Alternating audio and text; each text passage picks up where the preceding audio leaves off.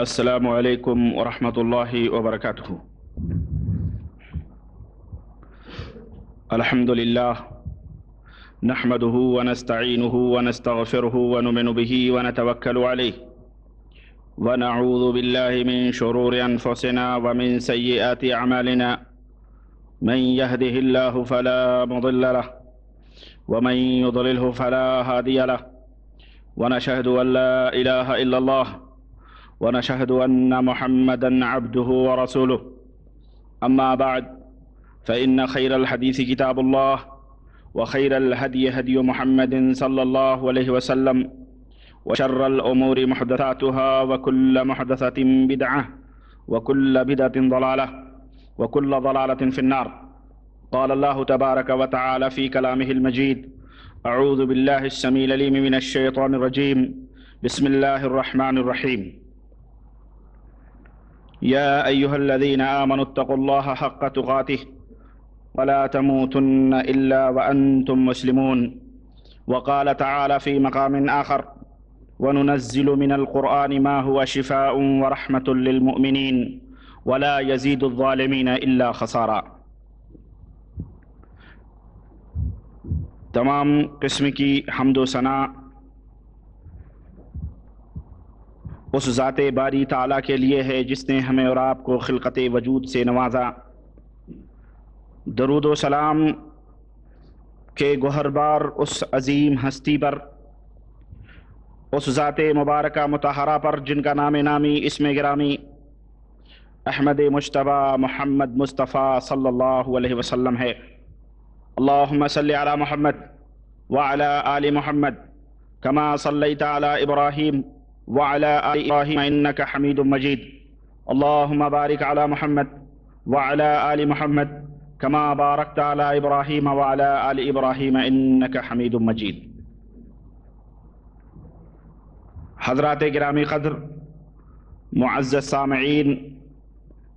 نوجوان ساتھیوں، بزرگوں اور بھائیوں، میں بلا کسی تمہید کے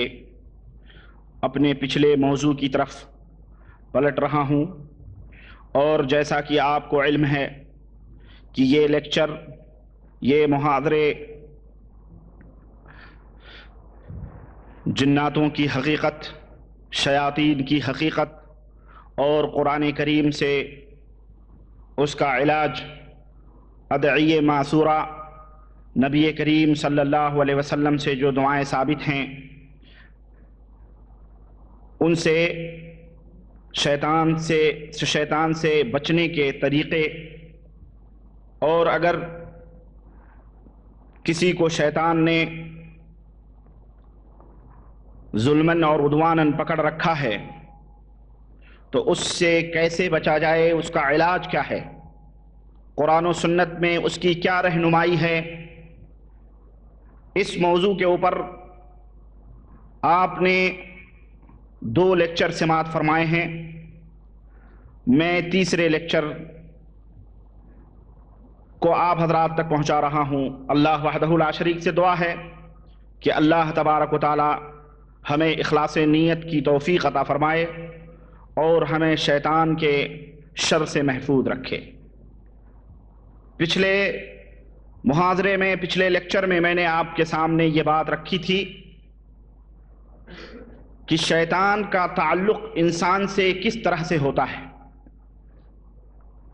کس طرح سے شیطان انسان سے اس کا ربط ہوتا ہے، اس کا تعلق ہوتا ہے، اور اسی طرح سے شیطان کے کیا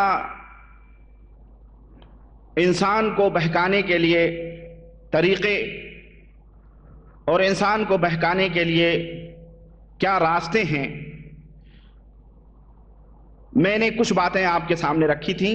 آج میں مزید کچھ باتیں آپ حضرات کے سامنے رکھنا چاہوں گا۔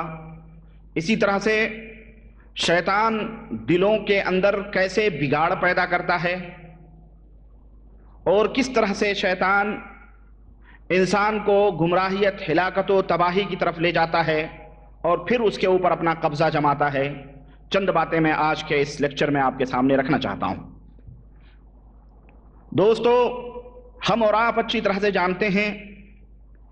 کہ آج ہمارے بر صغیر ہند و پاک کے اندر، بنگلہ دیش کے اندر اور دنیا کے اندر بھی بہت سارے مسلمان ہمارے بھائی بہن، بیوی، بچے، مائیں، سب اکثر و بیشتر لوگ اس بات کا شکوہ اور شکایت کرتے ہیں کہ فلاں کے اوپر شیطان کا قبضہ، فلاں کے اوپر جن کا قبضہ، فلاں کو شیطان ستا رہا ہے، فلاں کو اس طرح سے تنگ کر رہا ہے۔ میں نے آپ کے سامنے شروع میں یہ بات کہی تھی کہ انشاءاللہ تبارک و تعالی میں آپ کے سامنے ایک ایسا لاہ عمل پیش کروں گا، ایک ایسا اصول اور ضابطہ پیش کروں گا، قرآن و سنت کی روشنی میں ایک ایسا علاج پیش کروں گا کہ اگر اللہ کی توفیق سے آپ اس کے اوپر کاربند ہو گئے تو پھر شیطان، جس کی طاقت و قوت نہایت ہی کمزور ہے، شیطان جو انسان کے مقابلے میں نہایت ہی ضعیف ہے، انشاءاللہ تبارک و تعالیٰ آپ اس سے بچتے رہیں گے۔ انہی میں سے ایک چیز آئیے ہم یہ دیکھتے ہیں کہ شیطان، میں نے بتایا تھا کہ اللہ کے رسول صلی اللہ علیہ وسلم نے فرمایا کہ جب کسی کو چھینک آئے تو اسے الحمدللہ کہنا چاہیے، اور اللہ رب العزت کو یہ چھینک نہایت ہی پسند ہوتی ہے، اور جمائیاں جو ہوتی ہیں وہ اللہ وحدہ لا شریک کو ناپسند ہیں۔ اس لیے جب کسی کو جمائی آئے تو اپنے منہ کے اوپر اپنے ہاتھ کو رکھ لے اور کوشش کرے اس جمائی کو دبانے کے لیے۔ اس سلسلے میں 2 حدیثیں میں نے پیش کی تھیں۔ ایک حدیث کا مفہوم یہ تھا کہ شیطان جب آدمی منہ پھیلا کے جو ہے جمائی لیتا ہے تو وہ شیطان ہنستا ہے، اور دوسری حدیث میں نے پیش کی تھی کہ جس میں اللہ کے رسول صلی اللہ علیہ وسلم نے فرمایا کہ جب جمائی آدمی لیتا ہے شیطان اس کے منہ کے اندر داخل ہونے کی کوشش کرتا ہے یا داخل ہوتا ہے۔ شیطان سے انسان کا کس طرح سے تعلق ہوتا ہے، آئیے صحیح بخاری اور صحیح مسلم کی روایت کے حوالے سے میں یہ بات آپ کے سامنے عرض کروں۔ حضرت ابو ہریرہ رضی اللہ تعالیٰ عنہ اس حدیث کے راوی ہیں، فرماتے ہیں کہ نبی کریم صلی اللہ علیہ وسلم نے فرمایا کہ اذا استيقظ احدكم في منامه فليستنثر 3 مرات فإن الشيطان يبيت على خياشمه، کہ جب کوئی تم میں کا صبح کو بیدار ہو تو اپنے ناک کو 3 دفعہ پانی ڈال کے چھنک لے، اپنے ناک کو 3 دفعہ پانی ڈال کے صاف کر لے، اس لیے کہ اس کے خیشومے میں، یہ جو ناک کے بانسے ہیں اس کو خیشومہ کہا جاتا ہے عربی میں، اس کے اس ناک کے بانسے میں شیطان رات گزارتا ہے۔ یہ حدیث صحیح بخاری اور صحیح مسلم کے اندر ہے۔ حضرت حافظ ابن حجر جو شارح بخاری ہیں، جن کی فتح الباری ہے، وہ اس حدیث کی شرح میں ارشاد فرماتے ہیں، اور پچھلے محاضرے میں کسی بھائی نے یہ سوال بھی کیا تھا کہ جب حدیثوں سے یہ ظاہر ہے کہ یہ دعائیں پڑھ کے اگر آدمی سو جاتا ہے یا بسم اللہ کہہ کے دروازے کو بند کر دیتا ہے تو شیطان حاضر نہیں ہوتا، شیطان داخل نہیں ہوتا، تو پھر اس حدیث میں تو یہ آتا ہے کہ انسان کے ناک میں شیطان رات گزارتا ہے، تو دونوں بظاہر حدیثیں ٹکرا رہی ہیں۔ آئیے حافظ ابن حجر نے اس کی توجیہ فرمائی ہے، فرماتے ہیں کہ بظاہر تو یہ حدیث ہر سونے والے کے لیے ہے، کہ بظاہر یہ حدیث ہر سونے والے کے لیے ہے کہ اس کے ناک میں شیطان رات گزارتا ہے، لیکن اس بات کا بھی احتمال ہے کہ یہ ان لوگوں کے لیے خاص ہو کہ شیطان ان کی ناک میں رات گزارتا ہے، یہ ان لوگوں کے لیے خاص ہو جو لوگ دعائیں وغیرہ پڑھ کر کے، کوئی ذکر اذکار پڑھ کر کے نہیں سوتے، تو ان لوگوں کے ناکوں میں شیطان بیٹھ کر کے رات گزارتا ہے۔ اور جیسے کہ حضرت ابو ہریرہ رضی اللہ عنہ کی حدیث گزری ہے کہ شیطان نے کہا اگر کوئی آیت الکرسی پڑھ کے سو جائے تو وہ شیطان کے شر سے محفوظ رہتا ہے۔ اور اس بات کا بھی احتمال ہے کہ اس سے مراد اس حدیث سے یہ ہو کہ شیطان دل کے قریب نہیں ہوتا ہے۔ جو لوگ ذکر اور اذکار، دعائیں، قرآن یا جو آیت الکرسی اور جو نبی کریم صلی اللہ علیہ وسلم سے سونے کی دعائیں ثابت ہیں، جو لوگ یہ پڑھ کے سوتے ہیں تو شیطان ان کے دل سے قریب نہیں ہوتا ہے، یعنی دل میں داخل ہو کے وسوسے نہیں ڈالتا ہے، تب رہا کہ اس کی ناک میں بیٹھ کے ضرور وہ رات گزارتا ہے۔ بات سمجھ میں آ رہی؟ یہ توجیہ حافظ ابن حجر رحمت اللہ علیہ نے کی ہے، اور وہ یہ شیطان ناک کے اوپر کیوں بیٹھا ہے، ناک کے اندر بیٹھ کے کیوں رات گزارتا ہے، وہ موقع کی تلاش میں ہوتا ہے کہ کوئی موقع ملے اور اس کے دل کے اندر ہم داخل ہو کر کے اور اس کے دل کے اندر فساد اور بگاڑ پیدا کریں۔ بات سمجھ میں آئی؟ یہ ہے اس حدیث کا مفہوم۔ شیطان کے بڑے ہی خبیث اور بڑے ہی بھیانک پلاننگ بھی کرتا ہے شیطان، اس کے بڑے ہی خطرناک پلاننگ بھی ہوتے ہیں۔ چنانچہ مسند احمد میں صحیح روایت سے حضرت عبداللہ ابن مسعود سے یہ بات ثابت ہے کہ حضرت عبداللہ ابن مسعود فرماتے ہیں کہ شیطان ان لوگوں کی مجلسوں میں جو لوگ اللہ کی عبادت میں، اللہ کی بندگی میں یا اللہ کے ذکر و اذکار میں مشغول ہوتے ہیں، مثال کے طور پہ یہ مجلس بیٹھی ہوئی ہے، اللہ کا ذکر ہو رہا ہے، اس کے رسول صلی اللہ علیہ وسلم کا ذکر ہو رہا ہے، تو شیطان یہاں پر ہر ایک کے پاس آتا ہے اور یہ کوشش کرتا ہے کہ اس مجلس کو کسی طرح سے منتشر کر دے تاکہ اللہ کا ذکر نہ ہو، اس کے رسول کا ذکر نہ ہو۔ سب کے دلوں کے اندر وسوسے ڈالتا ہے، لیکن جب وہ راہ نہیں پاتا ہے اس مجلس کو توڑنے کے لیے تو باہر نکلتا ہے، باہر نکل کے ان لوگوں کی مجلسوں میں جاتا ہے جو دنیاوی معاملات میں، دنیاوی کاموں میں مشغول ہیں، دنیاوی مجلسوں میں گپ شپ مار رہے ہیں، تو ان کے دلوں میں جا کر کے وہ کیا کہتے ہیں فساد پیدا کرتا ہے، انہیں کسی بات کے اوپر جھگڑا کرنے پر مجبور کرتا ہے، چنانچہ وہ لوگ آپس میں لڑنے لگتے ہیں۔ تو یہ مجلس جو اللہ کی عبادت اور اللہ کے ذکر کے لیے مشغول ہوتی ہے، یہ مجلس اٹھ کر کے جا کے ان لوگوں کو جو ہے جھگڑے کو مٹانے اور اس کے دفاع کرنے کے لیے پہنچ جاتی ہے۔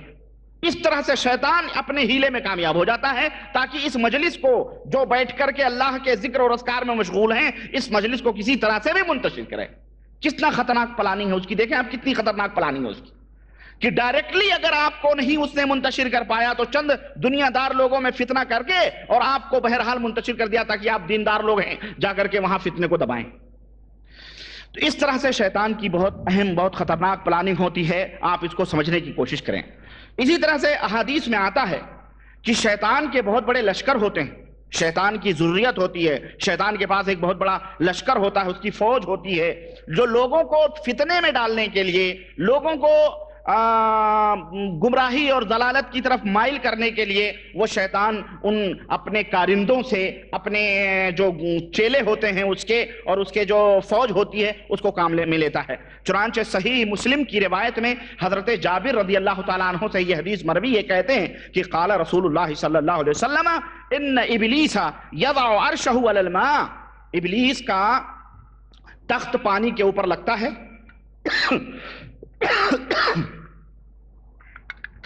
ابلیس اپنا تخت پانی کے اوپر بچھاتا ہے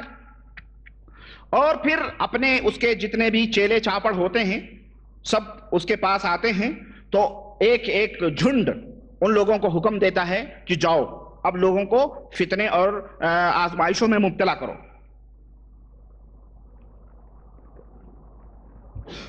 چنانچہ وہ گروپ، مختلف گروپ دنیا کے اندر منتشر ہوتے ہیں، تو شیطان سے ان میں سے زیادہ قریب وہ ہوتا ہے جو بھیانک سے خطرناک کام کر کے آتا ہے۔ چنانچہ جب وہ گروپ فتنے میں ڈال کر کے واپس لوٹتا ہے شیطانوں کا، تو وہ شیطان پوچھتا ہے کیا کیا تم نے؟ تو کہتا ہے کہ فعلت کذا و کذا، میں نے فلاں کے ساتھ ایسے ایسے کیا۔ تو کہتا ہے کہ کوئی اچھی بات تم نے نہیں کی۔ پھر دوسرا آتا ہے تو اس سے وہ کہتا ہے کہ میں نے ایسا ایسا کیا، تو اس سے بھی یہی بات کہتا ہے۔ تیسرا آتا ہے گروپ، وہ کہتا ہے کہ ما ترکتہ حتی فرقت بینہ و بین امرأتہ، میں نے اس آدمی کے پیچھے پڑ کے یہاں تک میں نے اس کو گمراہ کیا کہ اس کی بیوی اور اس کے درمیان میں نے تفرقہ ڈال دیا، جدائی پیدا کر دی۔ تو شیطان کہتا ہے یدنیہ منہ، تو شیطان اسے اپنے قریب کرتا ہے، یقول نعم انت، کتنا اچھا ہے تو اور کتنا اچھا کام کر کے آ رہا ہے۔ اور آمش کہتے ہیں کہ اللہ کے رسول صلی اللہ علیہ وسلم نے یہ فرمایا فَيَلْتَزِمُهُ، تو اس شیطان کو اٹھ کر کے پکڑ کے چمٹ جاتا ہے اس سے اور کہتا بڑی اچھی بات کر کے آیا ہے۔ تو اس حدیث میں جہاں پر ہمیں یہ معلوم ہوا کہ شیطان کے گروپ لوگوں کے اندر فتنے پیدا کرتے ہیں، وہیں ہمیں یہ بھی بات معلوم ہوئی کہ شیطان سب سے زیادہ خوش اس بات پر ہوتا ہے کہ میاں اور بیوی کے درمیان کس طرح سے جدائی پیدا کرے۔ اس لیے اس حدیث کے اندر تمام شادی شدہ لوگوں کے لیے، تمام ازدواجی زندگی گزارنے والوں کے لیے، تمام گھریلو زندگی گزارنے والوں کے لیے بہت بڑی نصیحت ہے کہ اس طرح کا اگر کوئی